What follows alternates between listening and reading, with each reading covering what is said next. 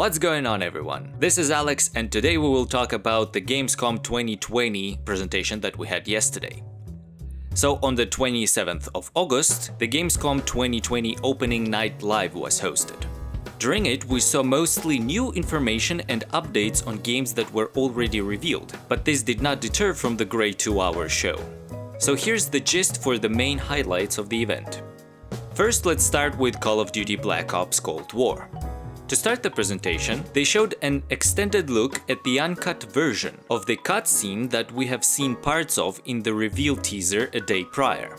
In it, the main characters present their reports about the Russian secret agent Perseus to the President of the United States to requisition gear and set out to hunt him down. Also, from the short interview with the developers, we now know that this time around, the players will be able to create and customize their own special agent to play as in the story. In addition to creating our own characters, there will be several points in the story, where we will be given the opportunity to make a choice. Altogether, these choices will lead to several different endings for the game. Next up, I want to talk to you about Unknown 9: Awakening. This is a new game that was announced during the show.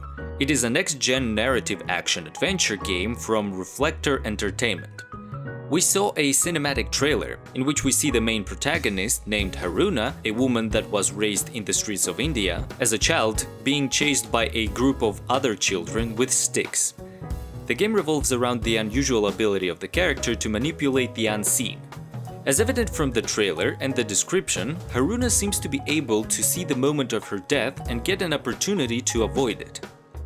Now let's hop to Doom Eternal: The Ancient Gods Part 1. Next up in the presentation, we had a brand new trailer for the first part of the upcoming expansion for Doom Eternal called The Ancient Gods. As per usual, the trailer demonstrated more of the fan-favorite gory combat on the backdrop of the new locations that players will be able to visit in the expansion. Along with that, we have seen new weapons, new enemy types, and some of the grand-scale spectacles that we can expect, some of which involve enormous creatures and giant set pieces. The expansion will be released on the 20th of October 2020. A very interesting thing that happened next was the next Dragon Age game. During the presentation, there was a segment in which various developers from BioWare, along with Casey Hudson, talked about their vision for the next Dragon Age game, which is currently only in its early stages of development. Since the studio lost a lot of its credibility with two of its latest releases being disappointingly unfinished, and unlike the great products that we all grew to expect from this world-renowned studio, it is very important for BioWare to get this next game right. Along with interviews, we got a look at some amazing concept art for the grand and powerful universe being made for the game. Some of the art included truly exciting concepts of beautiful armor and very original abilities and weaponry. We could also see some early locations that were already rendered in-engine. Next up, let's talk about World of Warcraft: Shadowlands.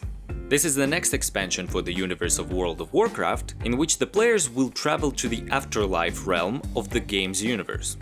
In the lore of Warcraft, the Shadowlands is the afterlife, which is separated into areas of influence of various covenants, which you may join after death depending on the way you lived your mortal life. And here on Gamescom, we have seen the first animated short by Blizzard in the series dedicated to the lore of the Shadowlands. The expansion itself will be released on the 27th of October 2020. Now let's talk about Warhammer: Age of Sigmar Stormground. There is not much known about this game, as we have only seen the first cinematic trailer at the Gamescom presentation. Nevertheless, it is an exciting time for Warhammer fans, as within the next year they will be receiving several games in the Warhammer universe, including the previously announced Warhammer 40k Darktide. Then we had another Warhammer game, Necromunda Underhive Wars. Necromunda was announced some time ago and is another good reason for the Warhammer fans to get excited. This is a brutal tactical RPG a la XCOM, where you control a deeply customizable gang of outlaws in the Underhive. There is a deep customization of looks, skills and specializations for each of your characters. The game boasts a system of intertwining tactical decisions to be made in each encounter with permanent influences on your team's members, making each encounter truly meaningful. The game is releasing soon on the 8th of September. Next, I want to talk to you about Little Nightmares 2.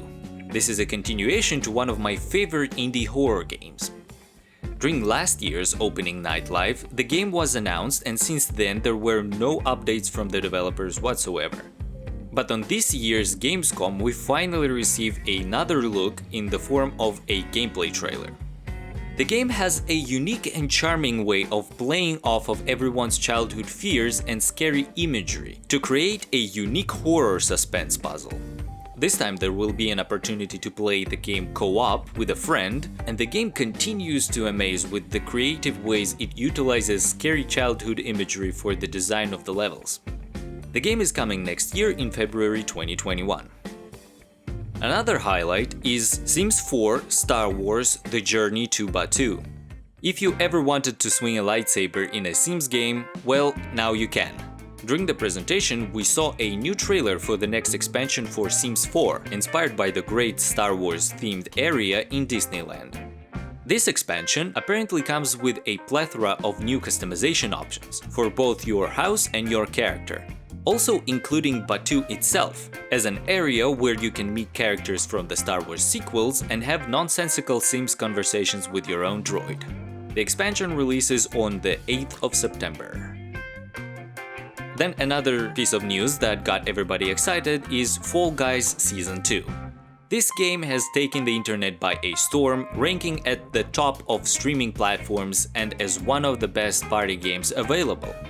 During the Gamescom opening night live, the developers of the game showed a sneak peek at the second season of the game.